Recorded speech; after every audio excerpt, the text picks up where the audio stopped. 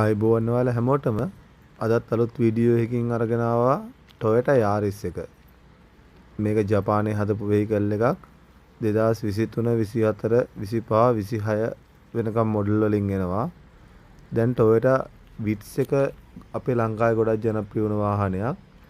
ඒක ජපානයේ නිෂ්පාදනය කරන්නේ නැතුව මේ කාලෙදී ඒගොල්ලෝ Yaris එක හදලා තියෙනවා Toyota Vitz එකේ විදියටම. මේකේ ඇතුළත් හරිම ලස්සනයි. පේනවාද ඔයාලට බ්ලැක් ඉන්ටීරියර් එකක් තියෙන්නේ. මේක G grade වාහනයක්. Multi function steering wheel.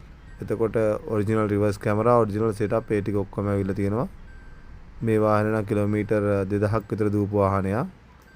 පිටිපස්ස seat එකෙත් හොඳට ලෙග් ස්පේස් එහෙම තියෙනවා. ෆුල් කම්ෆර්ටබල් විදිහට වාහනේ තියෙනවා. හැන්ඩියට ගමනක් යන්න ලස්සන රවුමක් ගන්න කොල්ලෙට්ට කිල්ලටත් ගැලපෙනවා. ඒ වගේම හරිම පහසුවෙන් හසුරවන්න පුළුවන්. හොඳ ඩිකි ස්පේස් එකකුත් තියෙනවා. බඩු දාගෙන යන්නත් පුළුවන්. මේකත් අමුතුම ලුක් එකක් තියෙන්නේ. මේක ඉස්සරහා ජියර් පැටල් එක ඒ ටික එහෙම රියා වෙනස්. හෑන්ඩ් බ්‍රේක් එක එහෙම ඇවිල්ලා තියෙනවා අතින් අදින්න පුළුවන් විදියට. මේක අපි SHK Auto Importers ලංකාවට ගෙනල්ලා තියෙන්නේ. මේක හොඳ වාහනයක්. ඔයාලත් මේක ටිකක් එක්ස්පීරියන්ස් කරන්න කියලා ඉල්ලනවා.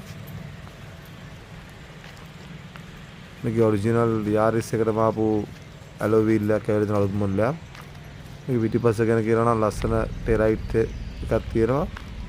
ඒතර වාහනේ ෆුල් සයිස්ම පිටිපස්ස බ්‍රේක් ලයිට් එක ඩිසයින් කරලා තියෙනවා ෆයිබර් වගේ ප්ලාස්ටික් එකකින්. ඒක නම් ටිකක් ඇක්සිඩන්ට් එකක් වුණ ෂේප් එක මදි. ඉස්සරහා ගත්තොත් නම් හරියම ලස්සන පෙනුමක් තියෙන්නේ. LED lights. මේකේ වින් කැමරාස් ඇවිල්ලා තියෙනවා. ලක්ෂ 100කට අඩුවෙන් ලංකාවේදී කරන්න පුළුවන් හොඳ වාහනයක්. මේ තියෙන්නේ මම ඔයාලට කිව්ව කලින් ගෝගේ පිටිපස්සේ ටේ රයිට් එක. Toyota badge එකත් එක්කම Yaris badge එක. හරිම ප්‍රීමියම් ලුක් එකක් දීලා තියෙන්නේ. මේක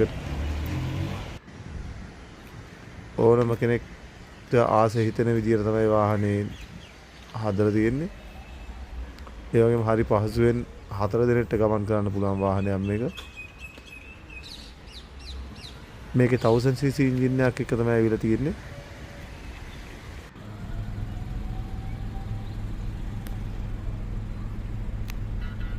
එහෙනම් ඔයාලත් බලන්න වීඩියෝ එක. මට channel එක subscribe කරගෙන යන්න.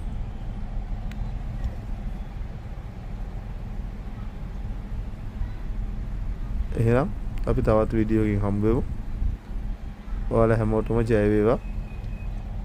සුබ දවසක්.